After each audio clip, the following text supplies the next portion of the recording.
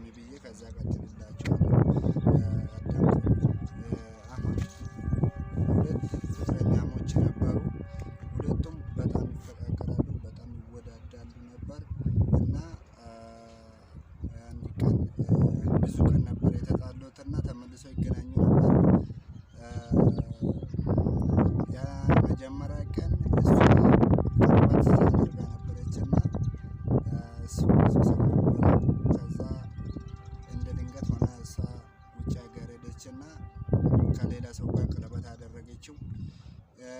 ቀለበቱን ሳትወደው አደረገችው ማለት ነው። ከዛ እንደ ድንገት ተገናኙ። አገር ሲኖሩ ጊዜ ልጁ እሷን ይወድ ነበር።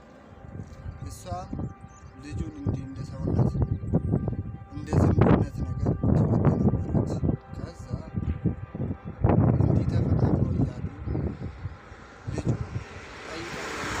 በጓደኛ ምክንያት እሷን እንዴት ሊጠይቅ ብሎ ጓደኛ እቺን ልጅ ወዳታለሁ ሊጠይቃት ምናምን መስለው ለጓደኛ ብሎ እሷን ከዛ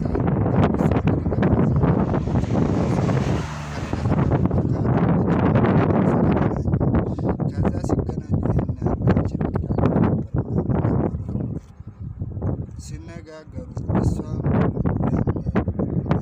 በቃ እንደው ነው የሚወደኝ እንጂ ስለ ፍቅር ነገር አይሰማኝም ነበር። ለምን አታገኝም ነበረ ቀለበት አድርጋለሁ በዚህ ሰዓት ምናምን ስትላት እሱም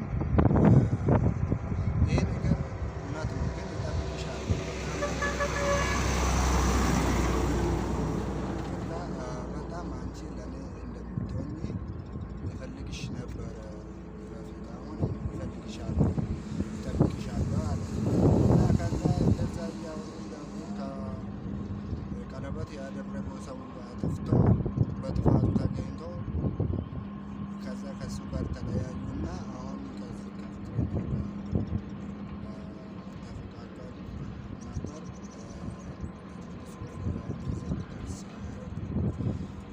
በቃ ሲፈቃቀሉ ይህ ፍቅር የእውነት የዘላለም ብሎ ወደ ፍቅር ተመለሱ። ከዛ እየተፈቃቀሩ እያሉ ቀን ይጣሉ ነበር። ሲጣሉ ደግሞ ልጁ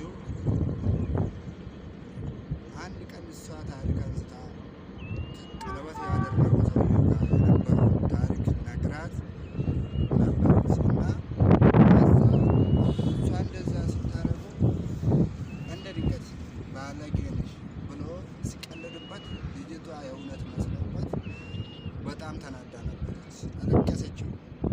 ለምን አለቀስኳት ብሎ ልጁ በጣም ተናዶባት ያኔ 8 ሰዓት አካባቢ ነበር ከምሽቱ።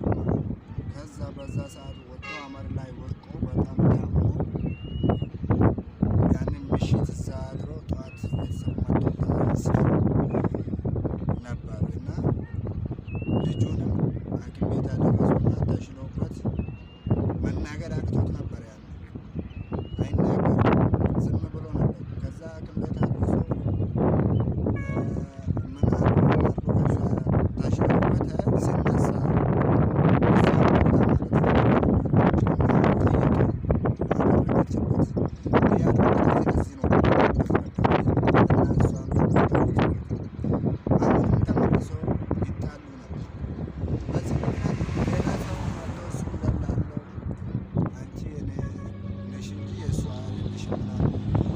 ሲያስፈራራት እሷ እያለቀሰች ነበረች እና ይህን ነገር እየተፈጠረ ነው አንተ ከምሞት እኔ ከአንተ ልርቅ ብላ ነገረችው። ከዛ እሱ ይህን ነገር አልሰማም፣ አልፈለገም። የሚፈልገው አንቺና አንቺ ብቻ ነው። ስለዚህ አንቺ ከወደድሽኝ ሁሉንም ነገር ይታገላል፣ ሁሉንም ነገር አሸንፋለሁ፣ ይሳካልናል ብለው አስረዳትና እሺ ብላ ተቀበለችው። ከዛ እንደዛ እየኖረች ልጁ በጣም እንትን ነበረውና ከዛ አንድ ቀን ተጣሉ። እንደ ድንገት ልጁ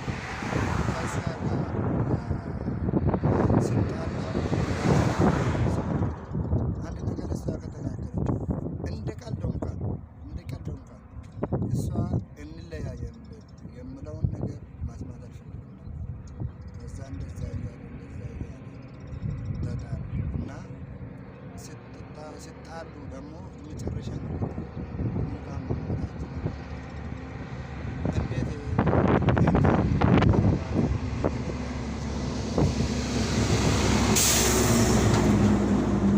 እየወደድኳት እንዴት ይሄናል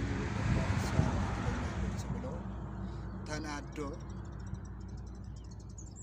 ይህንን ግብ የሚያሳካልኝ እሷ ነው ብሎ የፈጣሪን ቦታ ተክቶ ይኖር ነበር እና በቃ በጣም ተናዶ